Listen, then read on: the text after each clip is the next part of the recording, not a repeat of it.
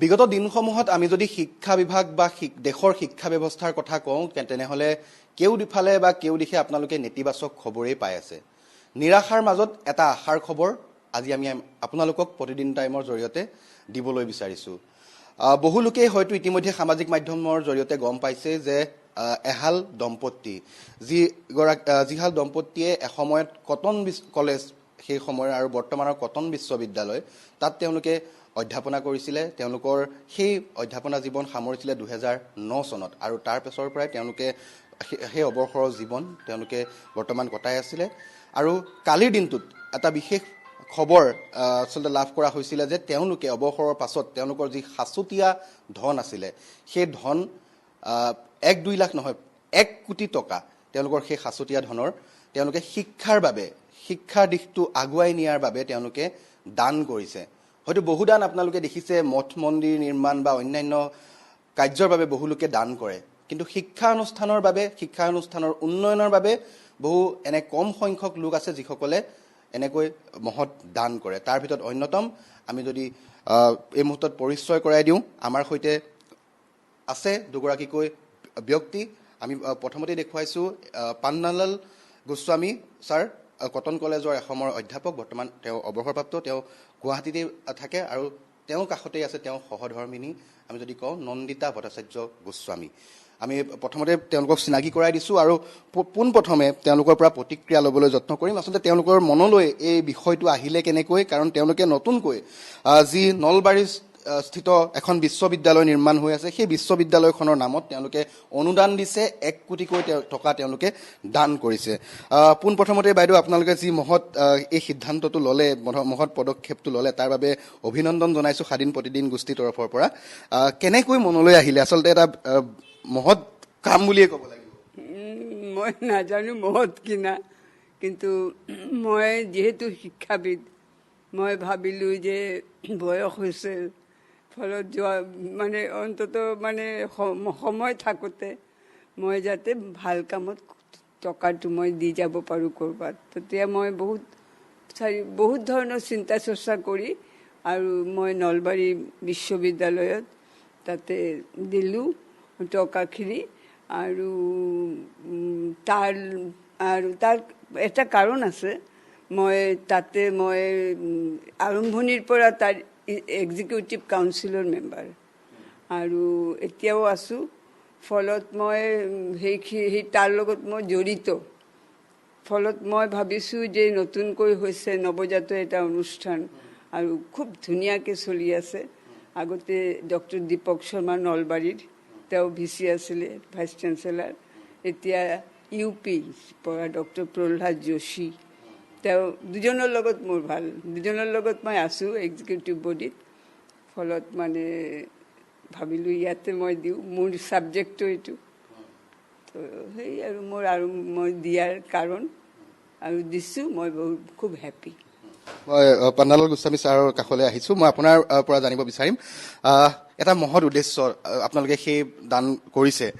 বহু লোকে আমি দেখিছোঁ মঠ মন্দিৰৰ নামত দিয়ে, বিভিন্ন বেলেগ অনুষ্ঠানৰ নামত দিয়ে, কিন্তু শিক্ষা অনুষ্ঠানৰ নামত খুব হয়তো সীমিত সংখ্যক লোকহে আছে যোনে এনে দান কৰে। আৰু 1 কোটিকৈ টকা আপোনালোকে দান কৰিছে, কেনেকৈ গোটেই মনলৈ আহিলে আৰু পৰিকল্পনাটো কেনেকৈ? এইটো পৰিকল্পনা মানে কি, মেডামে বহুত দিন ধৰি কৈ আছে যে এই আমাৰ এই পইচা এইবোৰ মানে বোলে আমাৰতো বয়স হৈ আছে, এই পইচা এইবোৰ জমিছে, এইবোৰ কিবা এটা কামত লগাওঁ। তো তেতিয়া বোলে কি কামত লগাবা, মানে কামত হ'লে আমি একাডেমিক ইণ্টাৰেষ্টৰ কাৰণে, আমি ৰিটায়াৰ কৰাৰ পিছতো আমি একাডেমিক ইণ্টাৰেষ্টৰ কাৰণে আমি কিবা কিবি কৰি আছোঁ।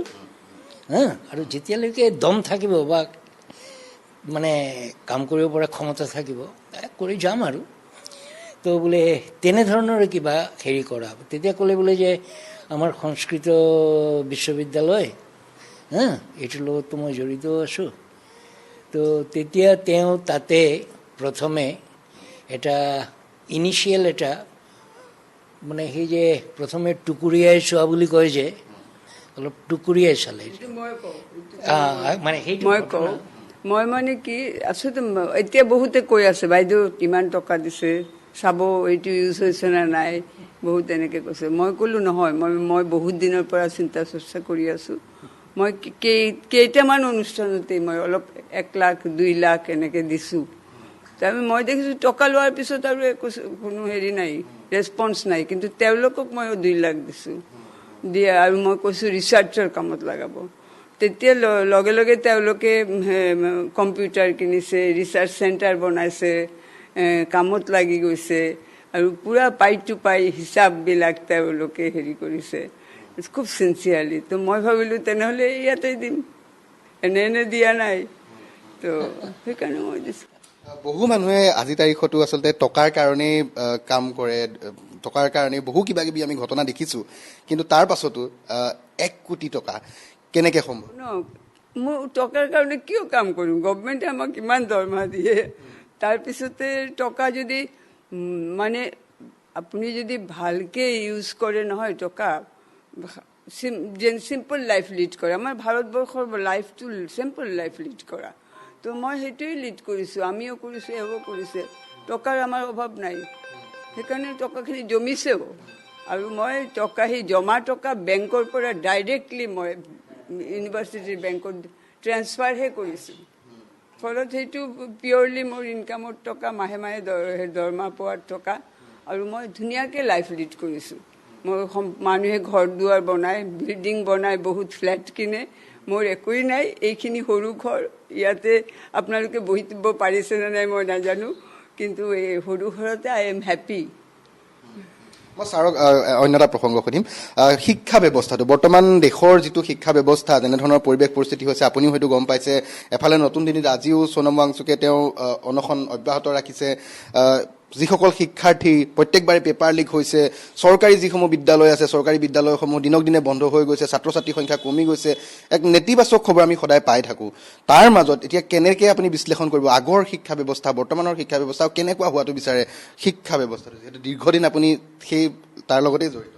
নাই, শিক্ষা ব্যৱস্থা মানে আমি ঠিক কম্পেয়াৰ কৰাটো এইটো মুস্কিল। এইকাৰণে কাৰণ শিক্ষা ব্যৱস্থা সদায় পৰিৱৰ্তন হৈয়ে থাকিব আৰু হ'বই লাগিব।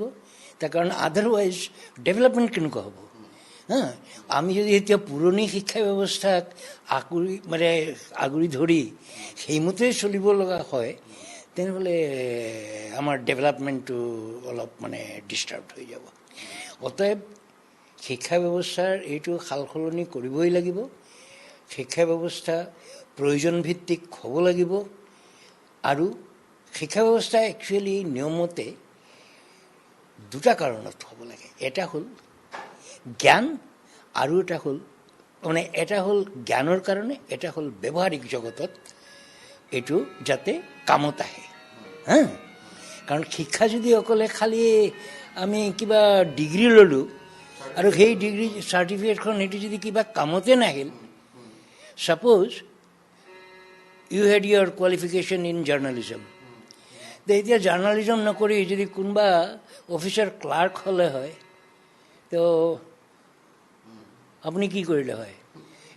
ভাবিলে হয় বোলে মই যে ইমান দিন পঢ়িলোঁ সেইবোৰ কিনো কামত আহিল। আমাৰ দেশত এইটো ঘটনা এণ্টাৰ কিমান ইঞ্জিনিয়াৰে যে বেংকত কাম কৰি আছে, কিমান বায়'টেকনলজিষ্ট বেংকত কাম কৰি আছে। তাৰপিছত তাৰমানে কি, আমাৰ শিক্ষা লৈছে কিবা এটা, কাম কৰি আছে বেলেগ কিবা এটা, ফলতে they are not satisfied in their job, in their profession also'. ফলতে লাভৰ মূৰত লাভ হ'ল। তেওঁলোকে সেই যে শিক্ষা লৈছিল, যিমান পইচা পাতি খৰচ হৈছিল, এইবোৰ চব বেকাৰ। কাৰণ তেওঁ বৰ্তমান যিটো কাম কৰি আছে সেইটোৰ কাৰণে এইবোৰ শিক্ষাৰ কোনো প্ৰয়োজনেই নাছিল। অথচ সেই শিক্ষাৰ কাৰণে তেওঁলোকে হয়তো লক্ষ লক্ষ টকা তেওঁলোকৰ পেৰেণ্টছে খৰচ কৰিছে। তো সেইকাৰণে মই ভাবোঁ যে শিক্ষা ব্যৱস্থাৰ এই যে এটা টাৰ্মুৱেল চলি আছে, সাল সলনি, এইবোৰ সাল সলনি কৰি এইটো এটা এক্সপেৰিমেণ্টৰ মাজেদি যায়।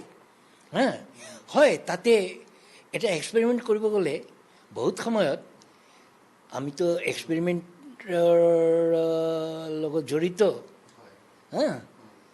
তো এক্সপেৰিমেণ্ট সদায় যে ছাকচেছফুল হ'ব নট ডেট সেইবুলি আমি এক্সপেৰিমেণ্ট বন্ধ কৰি দিম নেকি ন আমি যেতিয়াই কিবা এটা ফেইলিয়ৰ হ'ব তেতিয়া আমি বিচাৰি উলিয়াম যে আমাৰ এক্সপেৰিমেণ্টটো আমি যে আৰম্ভ কৰিছিলোঁ সেইটো আমি সঠিক ভাৱনা চিন্তা কৰি আৰম্ভ কৰিছিলোঁনে যদি সঠিক ভাৱনা চিন্তা কৰি আৰম্ভ কৰিছিলোঁ তেনেহ'লে আমাৰ জগতটো লাগিল ক'ত কিয় এক্সপেৰিমেণ্টটো মানে ছাকচেছফুল নহ'ল তেনেহ'লে আমাৰ এই কাৰিকৰী মানে দিশত কিবা গণ্ডগোল আছিল নেকি আমি বিচাৰি উলিয়াব লাগিব কিয় আমাৰ এই হেৰিটো সাফল্যমণ্ডিত হোৱা নাই বিচাৰি উলিয়াই তাৰ মানে অৰ্থাৎ বেমাৰটো ধৰা পৰিলে লগে লগে তাৰ দাৱাই আছে এণ্ড আজিৰ তাৰিখৰ যিটো চৰকাৰী বিদ্যালয় বা উচ্চ শিক্ষা অনুষ্ঠানৰ ব্যৱস্থা সেইটোক আপুনি কেনেকৈ বিশ্লেষণ কৰে এই বাপৰে এইবোৰতো মহাভাৰত গাব লাগিব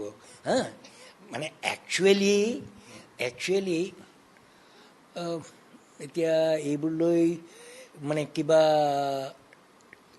মই নিগেটিভ কমেণ্টো নকৰোঁ পজিটিভ কমেণ্টো নকৰোঁ নিগেটিভ কমেণ্ট নকৰোঁ এইকাৰণে এনেকুৱা কৈ আছে যা নকৰোঁ যা বুলি ক'ব কুড ইউ ফ'ল' মোক যদি কোনোবাই মই কৰা বেয়া কাম কিবা এটা মোক যদি কোনোবাই আৰু কি কয় এওঁতো এনেকুৱা কৰিলে হা তেনেহ'লে মই সেই যে এনেকুৱা কৰাৰ যে যিটো আৰু কি হেৰি যিখিনি কৰিছিলোঁ তো বোলে মোকতো এতিয়া ৰাইজে ক্ৰিটিচাইজ কৰি আছে হা যা মই নকৰোঁৱেই যা সেইকাৰণে নিগেটিভটোক মই নিগেটিভ বুলি নকওঁ আৰু পজিটিভ হ'লেতো পজিটিভ বুলি ক'ম পজিটিভতো হোৱা নাই অতএব এই নিগেটিভটোক কেনেকুৱা পজিটিভ কৰিব পাৰে সেইটো কাৰণে দায়িত্ব ল'ব লাগিব চৰকাৰে শেষত বাইদেউলৈ এটা প্ৰশ্ন যি অনুদান আপুনি আগবঢ়াইছে যিখিনি দান আপুনি দিছে কেনেধৰণে আপুনি ব্যৱহাৰ হোৱাটো বিচাৰে আৰু কোনটো দিশত তেওঁলোকে মোক বাৰে বাৰে সুধিছে যে বাইদেউ ইমান টকা দিব আপুনি কেনেকৈ বিচাৰে মই ক'লোঁ চাওক এইটো এটা নতুন অনুষ্ঠান তো ভিচি and the internal members will know' and they have various committees also' so' মই ভাবিলোঁ আপোনালোকে ডিছকাছ কৰি ঠিক কৰক কৈছে আপোনাৰ পাৰ্চনেল হেৰি মই কৈছোঁ ৰিচাৰ্চটো ইম্পৰ্টেঞ্চ প্ৰাইমাৰী ইম্পৰ্টেঞ্চ পাব লাগে আৰু দ্বিতীয় কথা যে হেৰি মোৰ নিজৰ কৈছে আপোনাৰ নিজৰ কথা নিজৰ কাৰণে কিবা লাগে মোৰ কাৰণে একো নালাগে আপোনালোকে একদম ষ্ট্ৰিক্টলি ইউনিভাৰ্চিটি কেনেকৈ ডেভেলপ কৰে ইউনিভাৰ্চিটিৰ এই মুহূৰ্তত কি দৰকাৰ আছে আপোনালোকে ডিচিশ্যন ল'ব আৰু মই ভিচিক দেখিছোঁ ভিচি মহোদয়ক দেখিছোঁ তেখেতে সদায় ইচি বডিত প্লেচ কৰে প্ৰত্যেকটো মোৰ হাতত চব প্ৰচিডিংছ আছে আৰু ইচিক নুসুধাকৈ তেওঁ কোনো কাম নকৰে তো মই ইচি বডি আছে সুধিব তেওঁলোকেও ক'ব গোটেই এক্সপাৰ্ট চব চ' একৰ্ডিংলি নিড যেনেকৈ তেনেকৈ কৰিব লগ কিন্তু ৰিচাৰ্চটোও যেন এটা প্ৰায়ৰিটি পায় তো এতিয়া up to the university they will do মানে ইউনিভাৰ্চিটি অথৰিটি যি ধৰণে কৰে তেওঁলোকে কৰিব আমি কিবা চৰ্ত জাপি দিলে এইটো মানে দেখাব এনেকুৱা এই যেন পইচা দি পেলাই তেওঁলোকে তেওঁলোকৰ কিবা এটা এই হেৰি বিচাৰিছে এইটোৰ নিচিনা স্বাৰ্থৰ কাৰণে দিয়া নাই মই ডেভেলপমেণ্টৰ কাৰণে দিছোঁ আৰু নলবাৰী হৈছে সংস্কৃতৰ পীঠস্থান অসমৰ ফলত সেই পিনৰ পৰা মই লাকি যে মই নলবাৰীত থকা ইউনিভাৰ্চিটিক দিব পাৰিছোঁ চ' মই হেপ্পী সেইকাৰণে চ' সেইখিনি কথা মই ধন্যবাদ জনাইছোঁ এয়া হৈছিলে আমি ইতিমধ্যে কথা পাতিলোঁ পৰিৱেশ দেখুৱাবলৈ যত্ন কৰিলোঁ এনেধৰণৰ লোক কিছু থাকে যিসকলে কিছু ব্যতিক্ৰমী পদক্ষেপ বা ব্যতিক্ৰমী কাম কৰে আৰু ইতিমধ্যে তেওঁ উল্লেখ কৰিছে যে সংস্কৃত বিভাগেই হওক বা নতুনকৈ গঠন হোৱা সেই বিশ্ববিদ্যালয়খনত যিখিনি প্ৰয়োজনীয় আছে বিশেষকৈ সেয়া লাগিলে ৰিচাৰ্চ হওক বা অন্যান্য দিশত তেওঁৰ সেই মহৎ দান তেওঁলোকে ব্যৱহাৰ কৰাটো তেওঁ বিচাৰে ইমান সময় আমি পৰিৱেশ দেখুৱাবলৈ যত্ন কৰিলোঁ সতীৰ্থ জাৰ্নেলিষ্টগৰাকীৰ সহযোগত গুৱাহাটীৰ পৰা